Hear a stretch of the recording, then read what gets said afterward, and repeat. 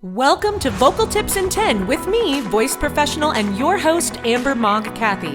The show where every week you'll get actionable tips in vocal technique, artistry, health, and more, all in 10 minutes or less. Your best voice is just a tip away, so let's go. Hi, everybody. So there has been a theme in the studio this past week, and really more than this past week. When I was thinking about talking about this, I was like, no, it's been the past several weeks. And then I thought, no, it's really been like all of 2025. And then I thought, oh, if I'm really being honest, it's probably been kind of COVID out. So sort of all of the 2020s. But it's really just been every single client that I work with this week talking about just this feeling of overwhelm, whether it is the micro stress, and I just mean the things going on in their lives. You're prepping for a big tour. I worked with a couple of voiceover artists this week, somebody dealing with a voice issue and injury and the stress and trauma that comes with that as they are recovering. And, I just find that even though I work with voice users in all different styles and different areas with different goals, there always seems to be this kind of thread connecting everybody together. And definitely a recurring theme, big time this week. I'm talking every single person, either showing up in person in my studio or jumping online and just starting with I haven't been doing as much as I want to.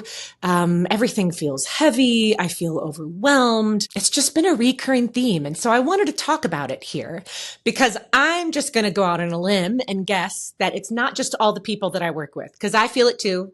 All my friends and colleagues and everybody I talk to in our own ways with whatever we've got going on. There's the micro and then there's the macro of things are really a hot mess kind of everywhere. And that feeling of stress can obviously really affect us in all ways. The body keeps score. So when we mentally feel something, emotionally feel something, it affects us physically, and our body is our instrument. So there's that component of things. Where singing can all of a sudden feel more difficult and we have more tension. We fatigue more quickly. We just don't have the full access and freedom to our instrument like we want and like we feel like we generally have. And then the part I want to talk about today is how singing and how using your voice can be such a form of self-care. And what I find a lot of times is if you're working with a singer who maybe is not doing this professionally, they sing at church, they sing in their community, but they aren't getting paid. They have a tendency to not value their voice as much as somebody who is getting paid. And I'm always like, that's crazy train.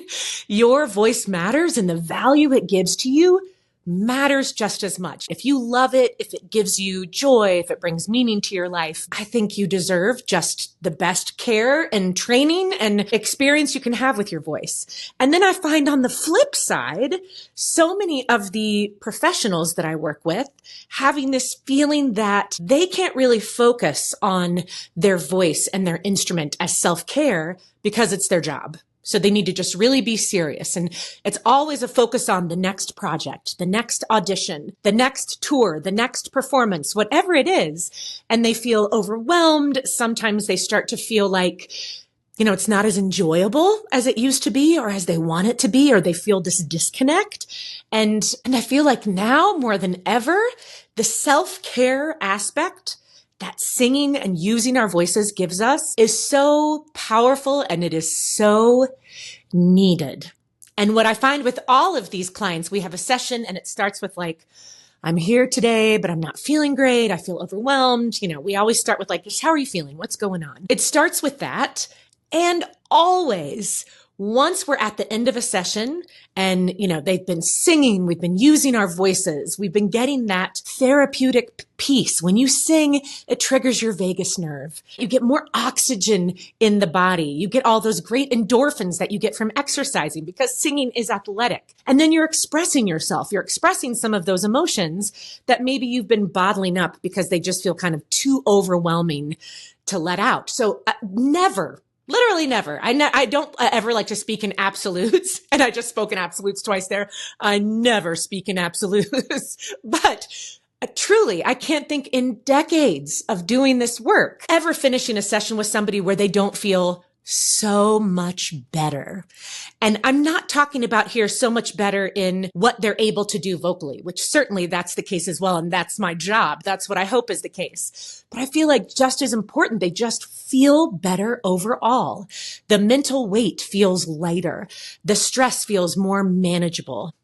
And I just want to remind you, like I remind every client that I work with, sometimes the times when we don't feel like singing, like I just don't think I can do it today, it just all feels too heavy. I totally get that. You need to listen to yourself, honor your mind, your body, all of those things. And many times, those are the times where we need to be singing the most. And just because it is your profession, if you are somebody who does this for a living, it doesn't mean that you can't just sing because it feels good. So what do I mean by that? What are ways you can do that?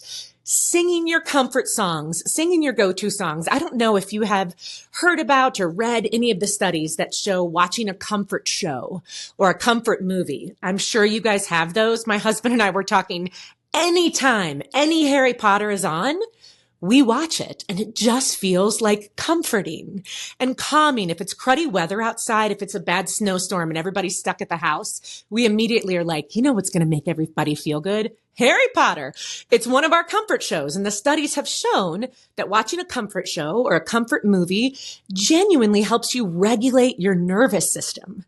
So I'm going to go out on a limb and say singing your comfort songs, those songs that we go back to no matter what. I find myself when I'm not singing for a specific purpose and I just sing because I want to, because I need it, because it feels good, I go back to some of the songs that I sang back in college. Some of them I've been singing since high school, a lot of years. And sometimes I give myself a hard time because I'm like, Amber, branch out, woman. Like you don't need your little handful of favorites to keep going back to that well.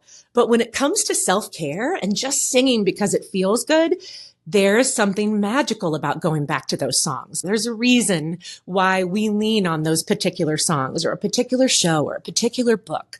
It's singing not for any purpose other than to feel good.